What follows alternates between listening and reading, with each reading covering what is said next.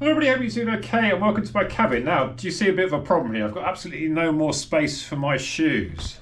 And I've actually got some new ones in here. I've got some Next Percent 2s here, both on discount in the recent sales, and I've got some Ghost 15s in an Arrow to try. I haven't even got it out of the box yet, and I've got some other shoes to put back in there, various places, some Boston 11s there, some Adios 7s, and some Nova Blaster. So what I thought I'd do today is have a look at some of my older shoes that I no longer wear, one last look at them before we put them in the bin, and see which other ones we might be able to actually put out for sale. Okay, so let's have a closer look here. We've got some Adizero Ravens here, trail shoes. I think these will have to go. This is a trail shoe. It's served me quite well. Actually done 275 miles, a bit worn there at the top, but it has the distinction of being the second heaviest shoe that I currently own. Well, maybe not for long. 420 grams in the UK, 12.5. The only shoe that is actually heavier are these monstrosities, the SolarGlide 4 GTX. I've literally only run 1 mile in these. I really did hate them. They just sort of feel like a complete leaden weight. 448 grams in the UK, 13.5.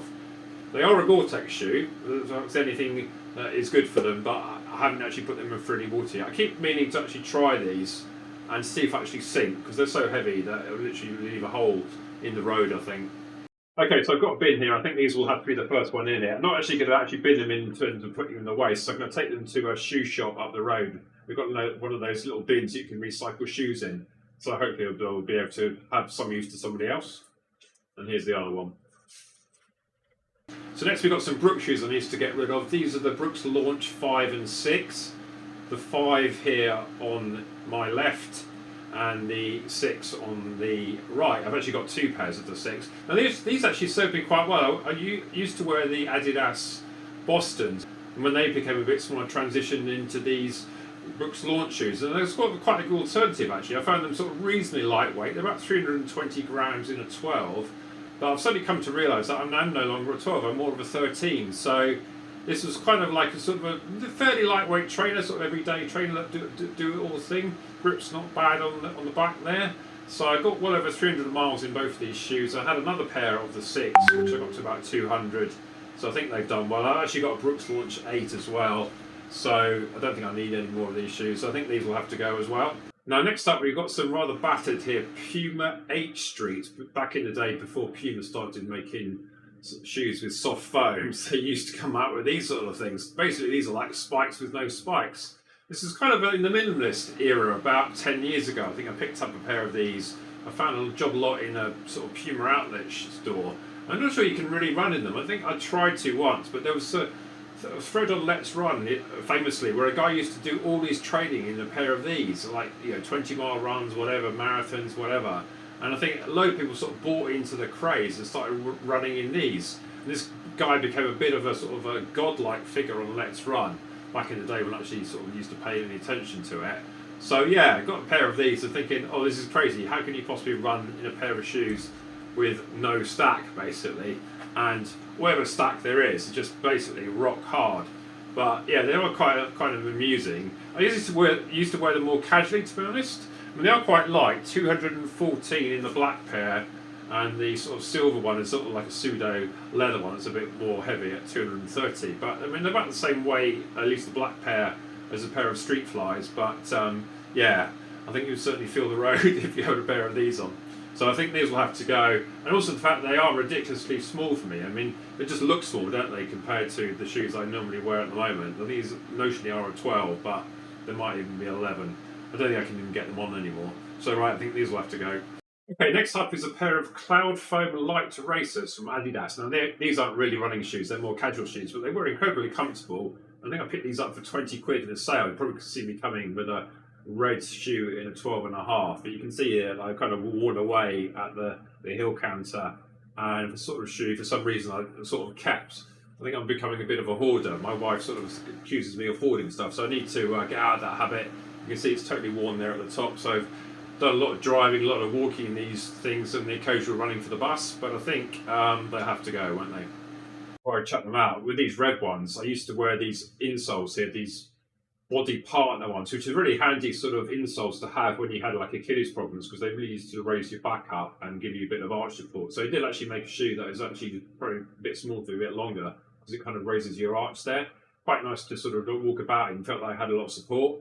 For a while, my physio told me to actually run in these, and it made the shoes sort of 50 grams heavier. So yeah, he had a shoe which was like best part of 400 grams, like an Ultra Boost. You could put a pair of these in, and you feel like you're wearing lead boots. It did actually help to keep my Achilles problems in the end, so definitely worth it. But I think these ones are basically battered, so I'm going to retire these with the shoes as well.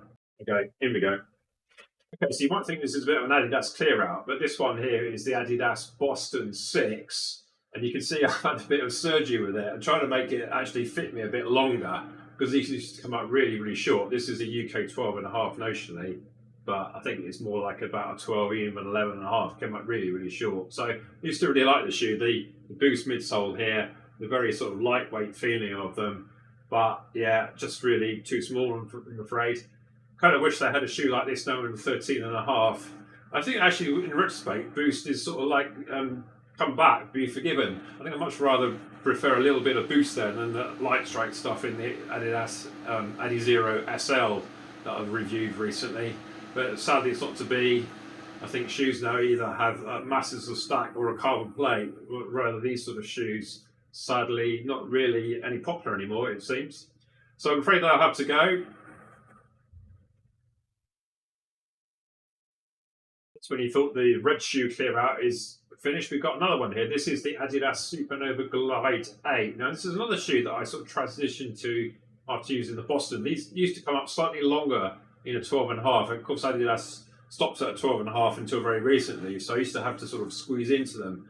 I really did used to like these Adidas shoes because they were so narrow relatively. I think also they were very short, because, so I don't think they was really particularly good for me. But I had quite a lot of pairs of these ones. I actually sold a pair of these that I hadn't even worn recently on eBay. But this pair has done well. I think I've got about 300 miles in this pair. Let me check it on my list here. Yeah, 325 miles I've done in this pair. I haven't worn them for years. I won't be again. So again, another shoe which, this is really a cushion daily trainer back in the day. And you think, well, how much little stack that is. It actually feels like quite a lightweight shoe, actually. Just checking on the weights here. 356, so it's kind of a similar weight to a Pegasus 39, something like that, but it does sort of feel like quite nice and light. And although it was actually much sort of slower shoe than inverted commas than the Boston, as I said, it did actually fit me a bit longer. And yeah, I had about 5 pairs of these and kept me going for a good year. But sadly, no more of these ones. I've also got a pair of the Supernova Glide 8 here in black, and I don't think I'm going to be wearing these ones either. Look rather grim, these ones. Not quite sure how many miles I've done in this pair. I think it's about another sort of 200, 300 pair. So I think they've done all right. Looking particularly great, are they? It's kind of a shoe that you're kind of thinking, well, sort of like nice for posterity, but I'm never going to be wearing them again. So what's the point in hanging on to them? Same bucket, I actually found the Brooks Ghost 9. Now, this is the only other Brooks Ghost I've had. This is also in a narrow. So I think I'll keep this one just until I've worn the Brooks Ghost 15, just to see how they compare. I think the shoe now is 6 years old. It feels like it's almost falling apart. I never actually run too far on it, so you can see the outsole there. It hasn't had too much sort of wear, but I did like the fact it was kind of nice and narrow, despite the fact I've still like chopped off the laces. There's nothing left, so they must have come with rather long laces and must have had to have pulled them in quite a lot even so. So yeah, it does sort of feel like it's like a lot of shoe actually there. I think the current one, let's just check the weight of this one, 383 grams. So it actually sort of feels sort of more clumpy than that. It's probably not too bad. And I think the Brooks 15 that I've just got, I just weighed it, it's about 360. I'll have to recheck that measurement. So it's come down in weight a bit over the years, but not too much. But yeah, I mean, it just feels a lot more rigid now compared to the foam in that. And it could be because it's like 6 years old and it's just really just as hardened up. But yeah, again, one that I'm not going to be worried, but just hang on to this one a bit longer just for a comparison with fit with the 15. See how things have evolved over 6 years. This is a pair of Nike Pegasus Turbo 2s, one of my favourite shoes in recent times. I've actually had 4 pairs of these, and I've got the original green pair, a nice all black pair, and another pair which hasn't done too many miles that I think I'll keep. But I think this one is probably the colourway that I like the least. Actually, I'm checking this shoe's done 186 miles, which isn't a terrible amount of miles, is it? But I just think I've got a newer pair. I'm never really going to be wanting to wear this one again, so I think I need to clear some space. So I think this one will have to go in the bin as well. I think it's a taste of some of the shoes that I think I could possibly resell or at least give to somebody who actually going to make some use of them. Here we've got the The blue black one here is the Boston 7, and the sort of pinky red one is the Boston 9. Now both of them like really nice shoes, like a nice sort of sliver of boost there at the heel. With the 9 has got a bit of light strike, and I think the 7 has got some foam, which is probably similar to light strike but a bit cheaper. But the 7 especially came out really short. I remember one run trying to tighten them up so much so they can actually run in them, it almost cut off the circulation. But they kind of feel like it's like a shoe that's just basically like looks really nice and lightweight, but that's because it's basically way too small. I did actually run about 100 miles in the 9, but having now got a 13.5, sadly these really are too small. But I think it's just a good example of how a bit of light strike with a bit of boost actually used to work really well. And I think with the SL, it's got rid of the boost and just replaced it by total light strike. Makes it into a bit of a brick. So yeah, not sure that really the SL was really an advance on the Boston 9 here. Rather sadly missed shoe. I wish that this shoe was now available in the 13.5. So I think that would be the sort of shoe I'd be wanting to take out quite a lot as a sort of a challenger to the Speed 3, something like that.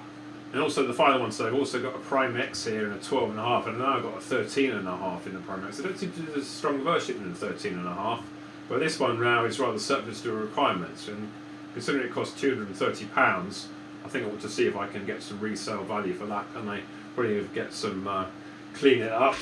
Got some Dettol wipes here, so that would probably be handy, so I might have to start doing a bit of cleaning.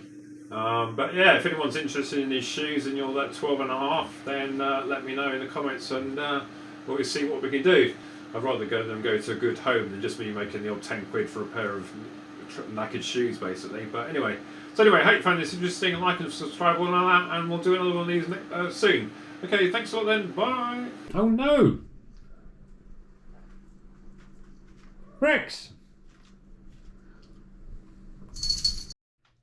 We now managed to get 2 cats in him. We've got Rex, who's not even my cat, there, and we've got Daisy, look at that at him. And we've got Ed Bar behind.